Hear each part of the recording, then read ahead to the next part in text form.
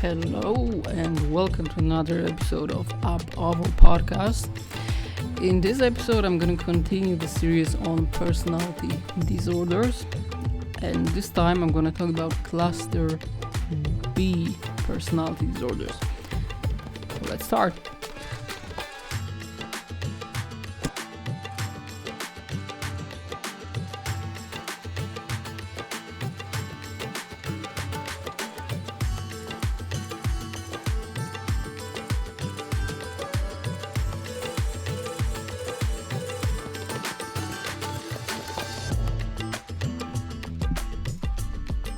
In the last episode, I described what personality disorders are.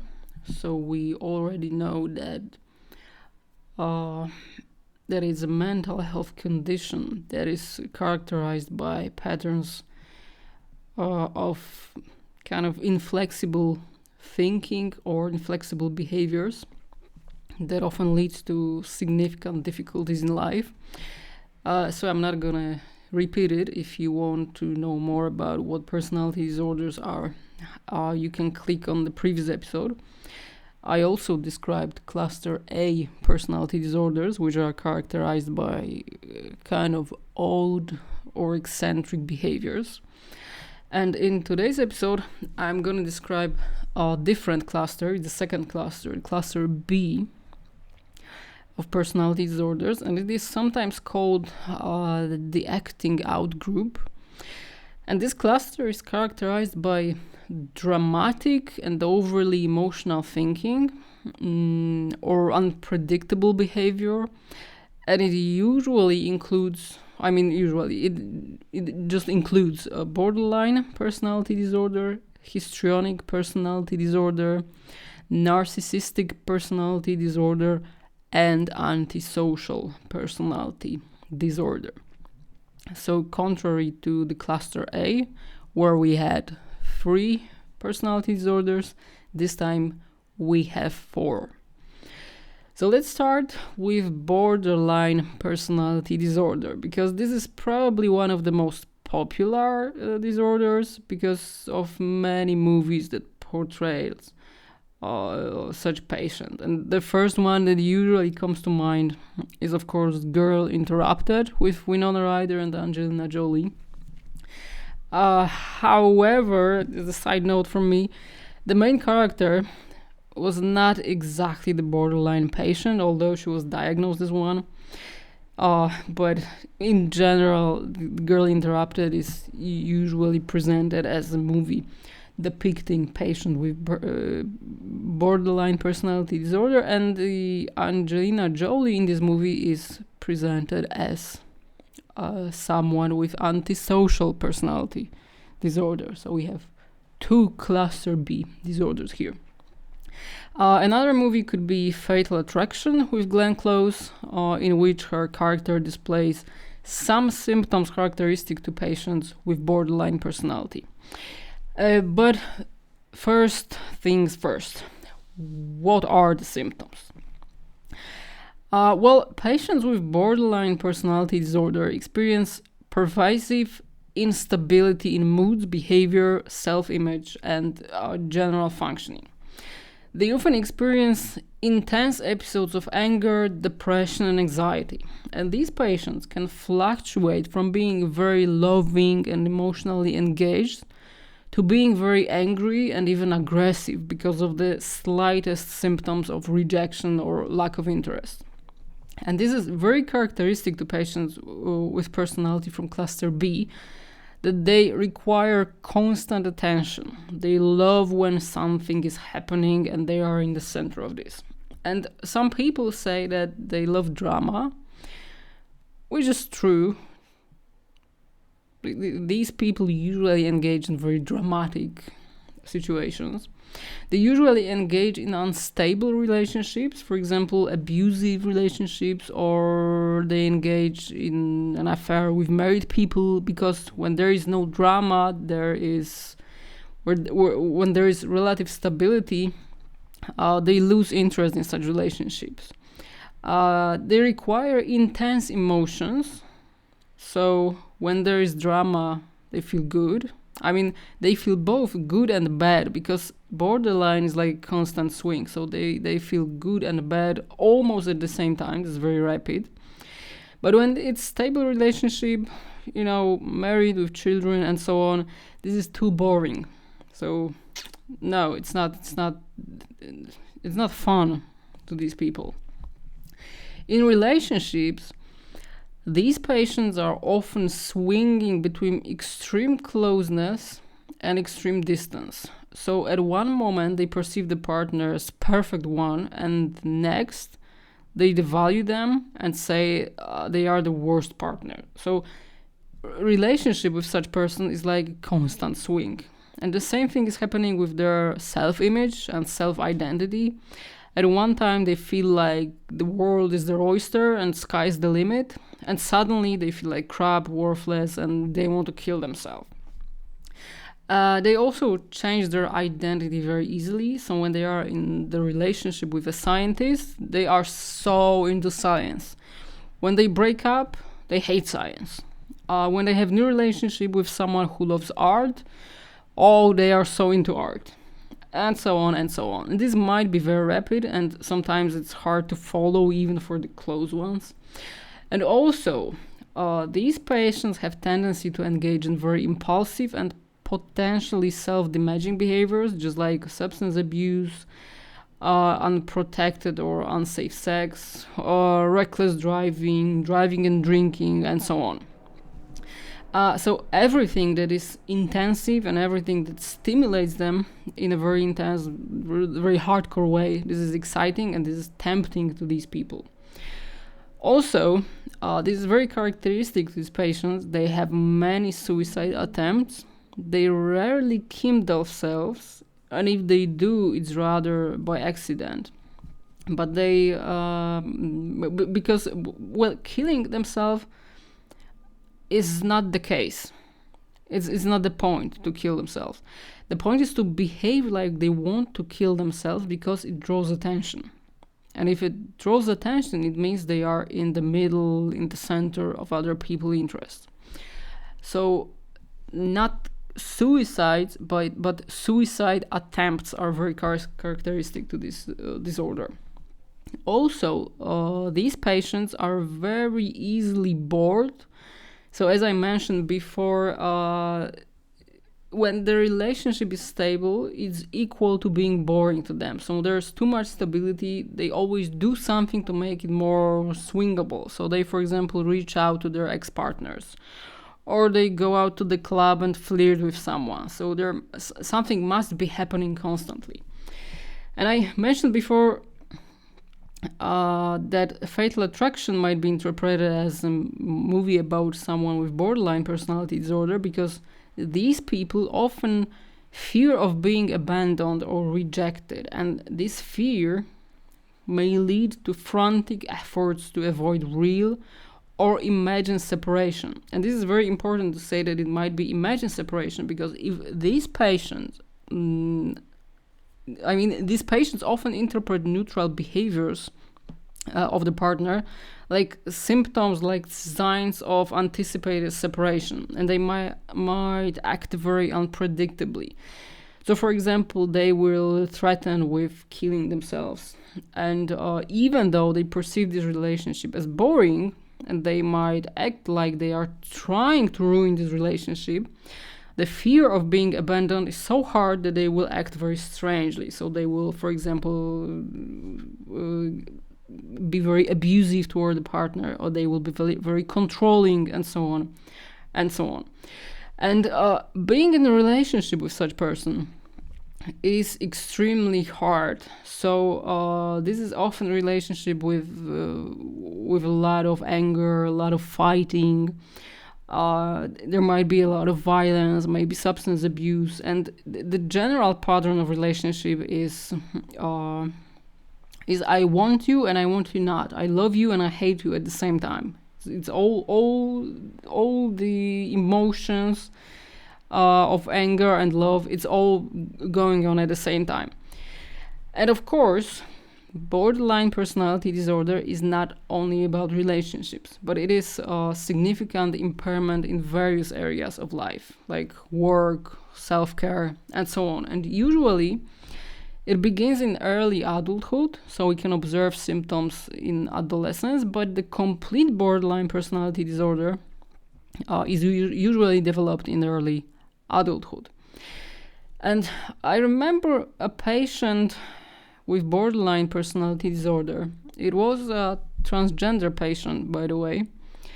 But I'm not denying the diagnosis of gender incongruence, but this patient was acting like she was constantly on a fence, like she wanted transition, but she didn't want to transition. She wanted to be a woman and she wanted to be a man. She wanted to take hormone treatment, but hormone treatment she perceived as harmful because it hindered her manhood and so on. So she wanted it and she wanted it not. But this is a side note about this patient. The more important part is that she was in a relationship with a woman who was a sex worker. And and by the way, speaking of sex working, the one more thing that came to my mind, it's a movie called Monster. It's about Eileen Wuornos, who was a serial killer, and the main character is portrayed by Charlize Theron, and she displayed beautifully symptoms of borderline personality disorder. So if you haven't seen it, I recommend watching it, because this is a really good portrait of how borderline person can behave.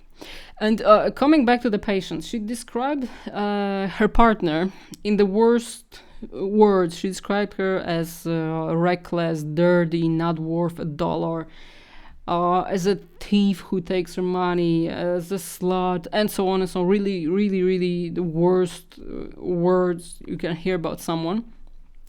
And when I asked her why she's still coming back to her, because this was the on-off relationship, she said that she was the best partner she has ever had.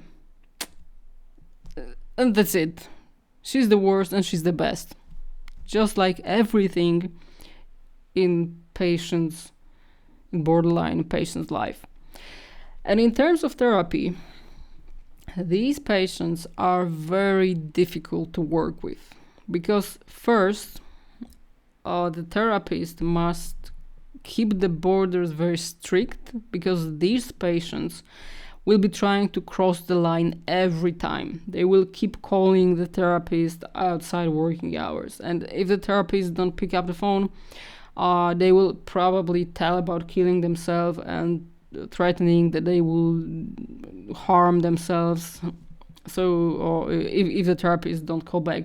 So as a therapist, you really, really need to be very resistant to these threats. And it often happens that you are easily tricked into this dance. So the patient shows the patterns of I want it and I want it not, but also the therapist can engage in this dance. So you want this patient and you want them not. You want to help them, but you don't care about them. And these patients will often leave therapy and come back after some time. So working with such individual requires a lot of patience from psychiatrists and therapists, because it's not work for months. It's probably a few years process, or maybe a lifetime process sometimes. But this is usually very, very long therapy process. Another Cluster B disorder is called histrionic personality disorder. And this condition is characterized by excessive emotionality and attention-seeking behavior. And such patients are just like actors in life, they often seek to be the center of attention and may behave in ways that are very dramatic, sometimes inappropriate or seductive to achieve their goals. They just must be the center of attention. If not, they may feel uncomfortable or unappreciated and even behave aggressively because people are not centering them. They often engage in sexually provocative or inappropriate behavior to gain attention. So, for example, they sit on the lap of people they just met. They can kiss strangers after one drink just to gain attention of people around. And these patients are also perceived as shallow and superficial by other people because their emotions change rapidly. So right now they are happy and friendly. In a moment they are very prickly and aggressive. They also express emotions in an exaggerated, very theatrical manner. So when they laugh, the whole neighborhood hears them. When they cry, the whole street must stop to see that they are crying. So that's why it is called the histrionic disorder, because they behave in a very histrionic way. And like the patients with borderline, they are easily influenced by people and by current trends.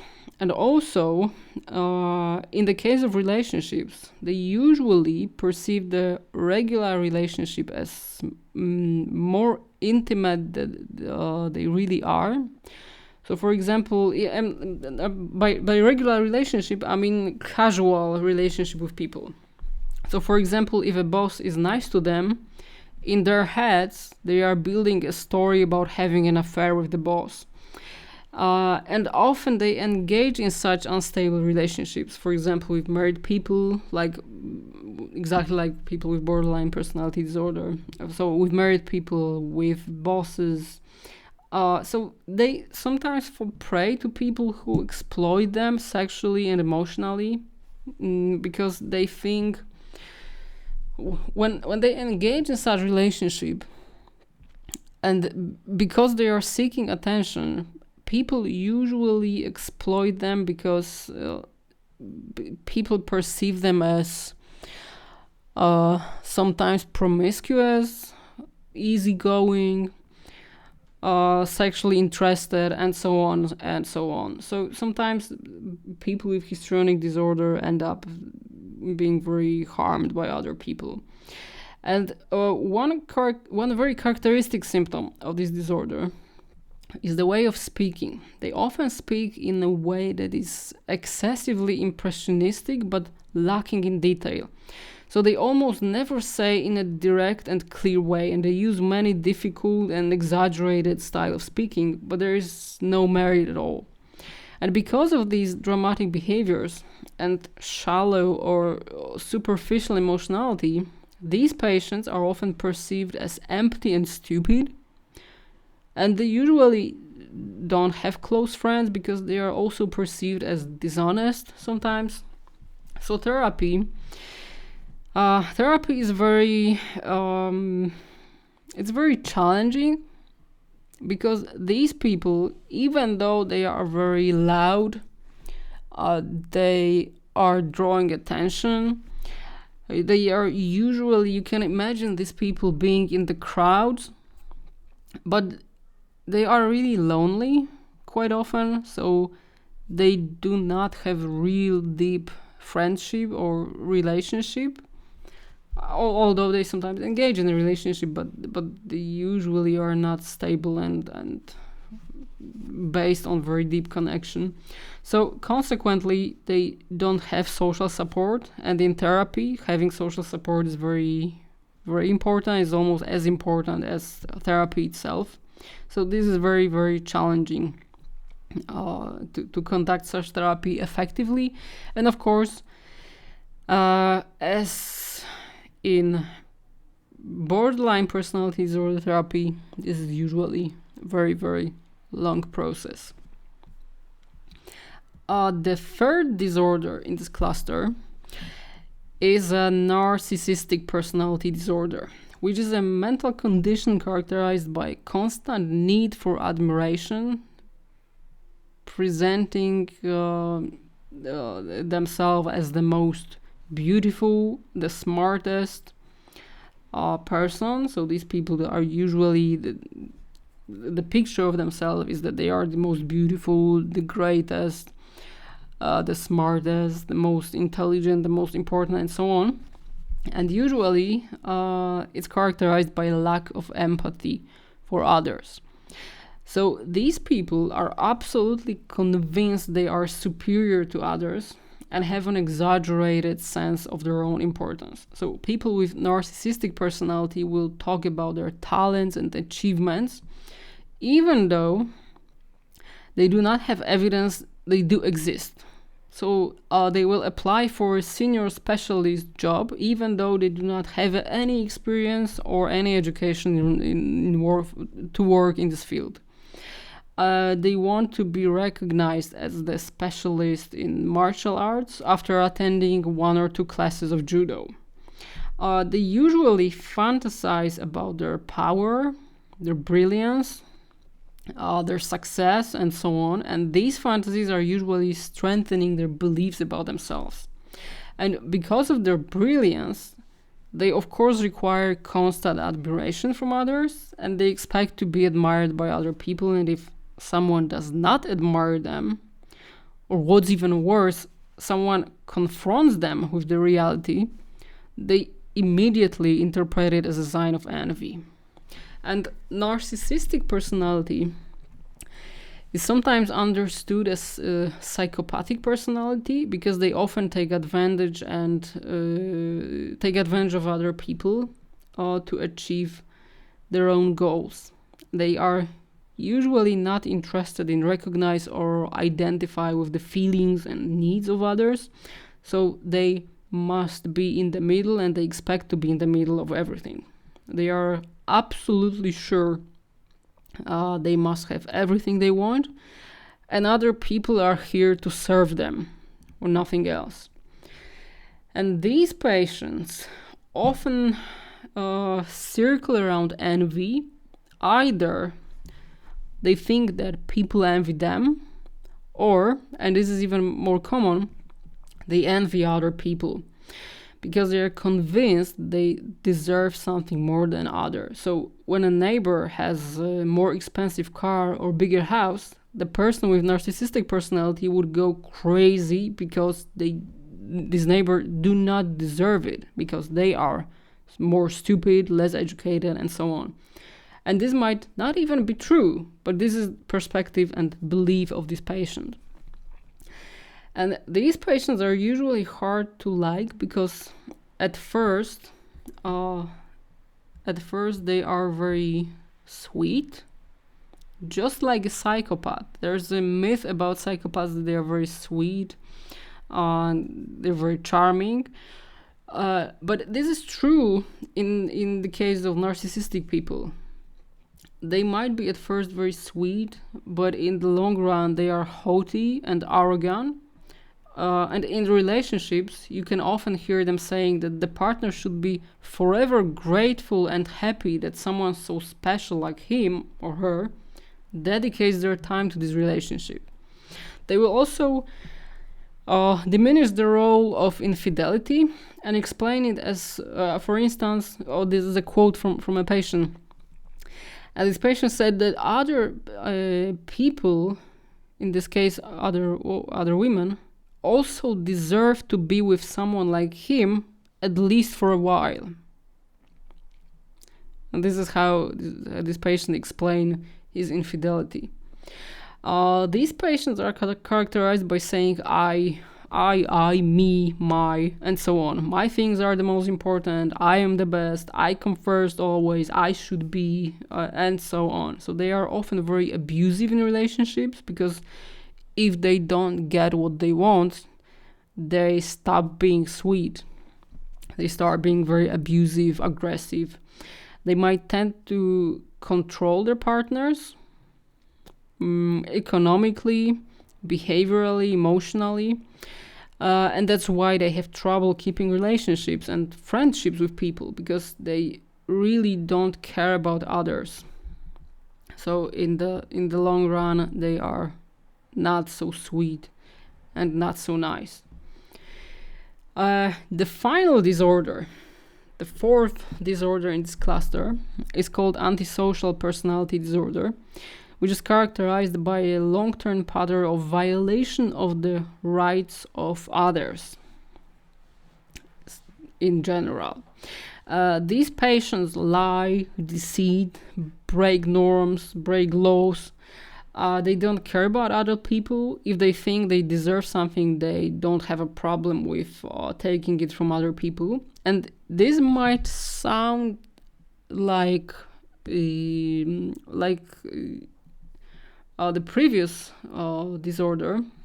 So this might sound like narcissistic personality disorder, but antisocial patients, narcissistic patients usually don't break laws. They can control people using their emotions, and they are more mentally abusive. And antisocial people usually don't care. They use violence, they use lies, they break norms, they break laws, and so on. Usually, antisocial personality disorder can be observed in childhood or from childhood, and it continues to adulthood. So children with personality pattern, with such personality pattern, usually destroy things. They abuse other children. They abuse animals. They steal toys from other children. They are aggressive. They violate rules.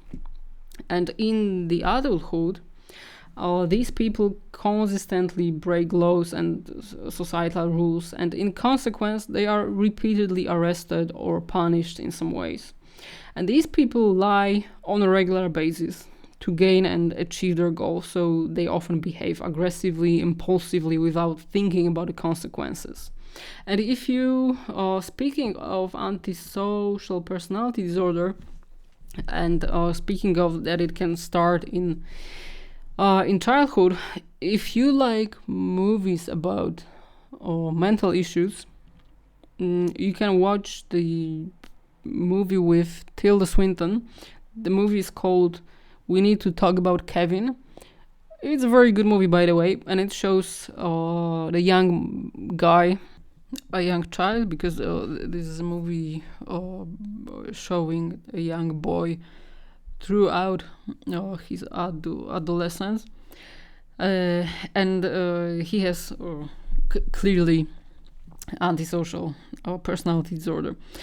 These patients often engage in physical aggression and assault, so they are very violent, and usually these patients are dedicated to achieving things and money easily and with minimal effort. So if it's possible to steal, they will steal instead of dedicating time to work and earn money. If they need a bike, they will steal a bike because they just want one and they don't care if it's property of someone else. And the most important part is lack of remorse. So they don't know the feeling of guilt, and they don't understand the need of saying sorry whatsoever. So they will never say they are sorry, because if they need something, if they want something, they must have it no matter what. These patients rarely keep the relationships, as you can imagine, and if they do, this is usually very abusive relationship, and it is usually based on exploitation of others. So the relationship is to serve them, not to build something together, not to develop the relationship together. But these people, as well as people with a narcissistic personality disorder, can be very charming and use this charm to manipulate other people. So for example, you may hear about people who engage in romance with someone online, and stealing money, or you may hear about people who that people were tricked into taking a huge mortgage for them on their name, or they can engage someone in a coercive crime and so on. And this is how people with antisocial personality disorder operate. They just make use of other people. And if asked directly about this behavior, they would very likely say something like, and this is a quote from a patient, "These people were stupid enough to do so." So similar to narcissistic people, they believe they are superior to others, so they will explain all the situation with stupidity of other people, and they will not say that they did something wrong. So this is how they operate. These are the 4 personality disorders grouped in Cluster B. Cluster B is again characterized by dramatic, acting out, theatrical, or antisocial behavior and thinking patterns. And the final cluster, the Cluster C, I will describe in the next episode.